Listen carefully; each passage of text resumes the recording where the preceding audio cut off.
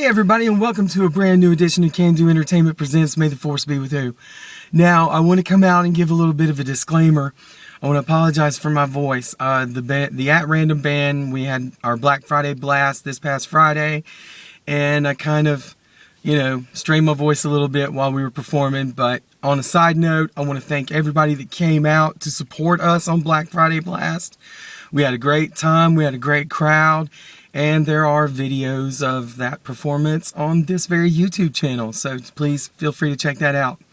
Alright, getting to the proper business at hand, may I welcome you to May the Force Be With Who? Sorry. And I am doing my review of the brand new novel Catalyst by James Luceno, which is a prequel story of sorts to the upcoming Rogue One. And to best sum up my feelings on this book, I can put it in one word, and that is underwhelming.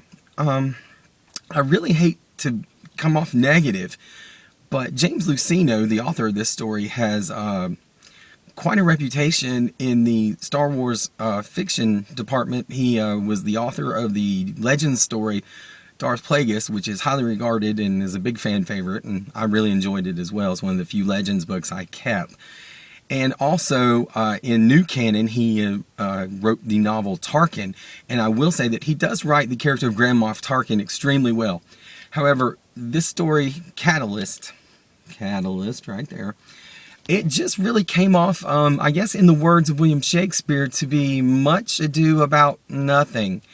The crux of the story, and it starts off in the Clone Wars era. I'm not going to go into massive spoilers, but I'll just give you a quick overview. We're basically dealing with the Erso family. Galen Erso, his wife Lyra Erso, and young baby Jyn, who we all know will be the main protagonist in the upcoming Rogue One, a Star Wars story. And it's basically setting up the whole relationship between Galen Erso, the character played by Mads Mikkelsen in the upcoming film, and director Orson Krennic, the character who's going to be played by Ben Mendelsohn.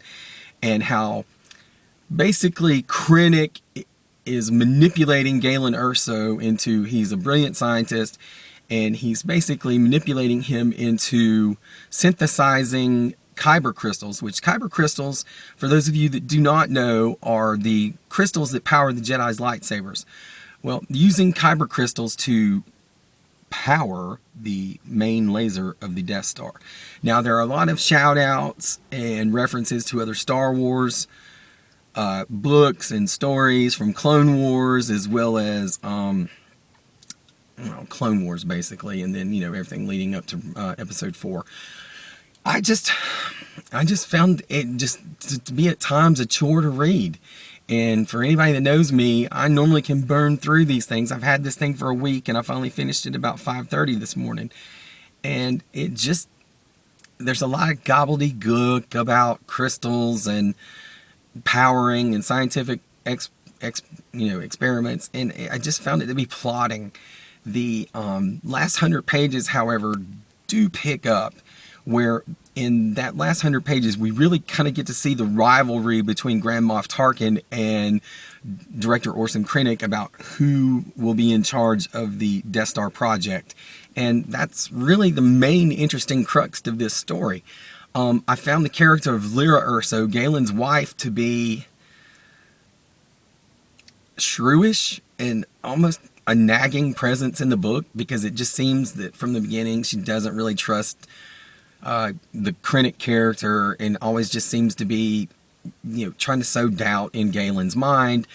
And it takes him forever, because Galen is almost like a Sheldon Cooper type. He's brilliant, but he doesn't have any social graces, or not many, and he kind of can't see the writing on the wall. And it just drags on and on and on. Now, one of the few high points of this book, as I said, is the Tarkin and Krennic rivalry.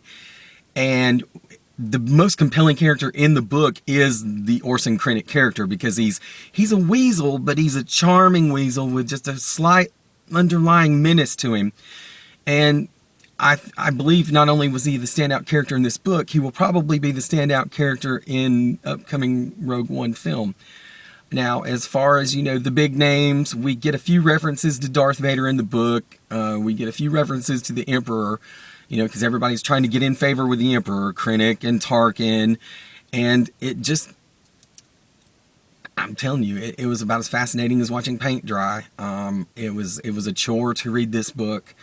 It took me a week. The last 100 pages, it did pick up. When, you know, the rivalry is probably the highlight of the book. How Krennic and Tarkin are both trying to outmaneuver and outmanipulate each other to be in charge of the Death Star project. We do get a sighting of Saw Gerrera, the character that was introduced in the Clone Wars, who will be played by Forrest Whitaker in Rogue One, and we get to see how he forms a bond with the Urso family, and leading to their escape from the machinations of Orson Krennic, which is going to lead us right up to the beginning of Rogue One.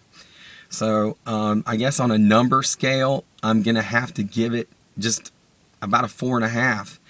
I mean, it was nowhere near as bad as Heir to the Jedi, but as far as compared to the Claudia Gray books, Bloodline and Lost Stars, and which I've not done my Bloodline review, which I promised, and I'm sorry, I will get to that at some point.